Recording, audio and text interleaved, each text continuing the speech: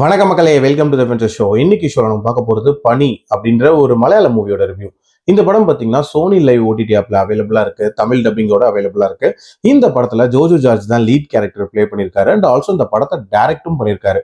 இந்த படம் ஒரு பயங்கர ரூத்லெஸ்ஸான ரிவெஞ்ச் டிராமா அப்படின்னே சொல்லலாம். அதாவது ஒரு மிகப்பெரிய கேங்ஸ்டருக்கும் இன்னொரு வளர்ந்து வரக்கூடிய ரெண்டு சின்ன பசங்களுக்கும் இடையே ஏற்படக்கூடிய ஒரு கிளாஷ் அப்படின்ற மாதிரி தான் கொண்டு போயிருப்பாங்க. அந்த ரெண்டு பசங்களுமே பார்த்தீங்க அப்படின்னா ரொம்ப கொடூரமான நபர்கள் தான்.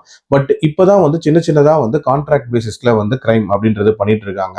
இவங்க ஒரு நாள் ஜோஜோ ஜார்ஜோட ஒய்ஃபா இருக்கக்கூடிய அபிநயா கிட்ட தப்பா நடந்துப்பாங்க. கேள்விப்படுற ஜோஜோ ஜார்ஜ் சும்மா அந்த பசங்களை போட்டு வெளுத்து விட்டுறாரு அப்படின்னே சொல்லலாம்.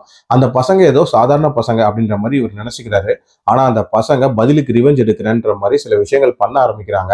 அது என்ன மாதிரியான விஷயங்கள், அதனால ஜோஜோ ஜார்ஜோட ஃபேமிலி அண்ட் ஃப்ரெண்ட்ஸ் எப்படி பாதிக்கப்படுறாங்க அண்ட் டுவர்ட்ஸ் தி எண்ட் இவங்களுக்கு என்ன ஆகுது அப்படின்றது தான் இந்த படத்தோட கதை. இந்த படத்தோட கதையை பொறுத்த வரைக்கும் பாத்தீங்கன்னா கிட்டத்தட்ட ஜிவிஎம் படங்களான காக்க காக்கையும் வேட்டையாடு விளையாடையும் கலந்த ஒரு கலவை அப்படின்ற மாதிரி தான் போகும். அந்த ஸ்டைல் ஆஃப் ஒரு ரிவெஞ்ச் அப்படின்ற மாதிரி தான் கொண்டு போயிருப்பாங்க.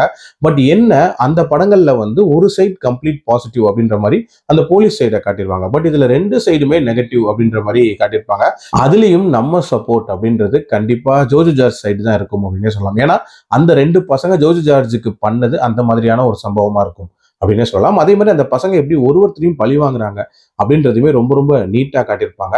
அண்ட் ஜோஜோ ஜார்ஜுக்கும் அந்த பசங்களுக்கும் இடையே நடக்கக்கூடிய அந்த ஃபர்ஸ்ட் ஃபேஸ் ஆஃப் சீன் அதை படமாக்கின விதம் அப்படின்றதும் அற்புதமா இருந்துச்சு அப்படின்னே சொல்லலாம். அதே மாதிரி கிளைமேக்ஸ்ல அந்த பழி வாங்கக்கூடிய அந்த காட்சியும் பயங்கர டெரரா காட்டியிருப்பாங்க அப்படின்னே சொல்லலாம்.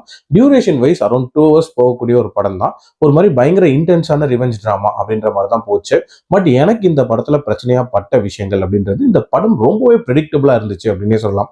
அதாவது இந்த மாதிரி ஒன்னொன்னா அந்த பசங்க பண்ண போறாங்க, அதுக்கு கடைசியா இவங்களுக்கு இதுதான் நடக்க போகுது அப்படின்றது கொஞ்சம் ப்ரெடிக்டபிளாவே எடுத்திருந்தாங்க. ஸோ இன்னும் கொஞ்சம் ட்விஸ்ட் அண்ட் டர்ன்ஸ் அப்படின்றது ஆட் பண்ணியிருந்திருக்கலாம்.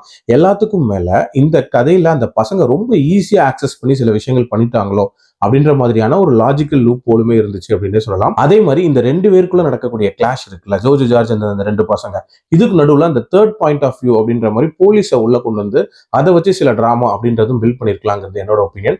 பட் ஓவரால் என்ன பொறுத்த வரைக்கும் ஒரு இன்ட்ரெஸ்டிங்கான ரிவெஞ்ச் டிராமா அப்படின்னு தான் சொல்லுவேன். என்னோட ரேட்டிங் இந்த படத்துக்கு 3.25 out of 5. அடல்ட் கண்டென்ட்டை பொறுத்த வரைக்கும் வயலண்டான காட்சிகளும் இருக்கு, அதே நேரத்தில் செக்ஷுவல் சீன்ஸ் அப்படின்ற மாதிரி சில காட்சிகளுமே இருக்கு. ஸோ அதுக்கேற்ற மாதிரி பிளான் பண்ணிக்கோங்க. மீண்டும் அடுத்த விமர்சனத்தில் சந்திக்கிறேன். நன்றி, வணக்கம்.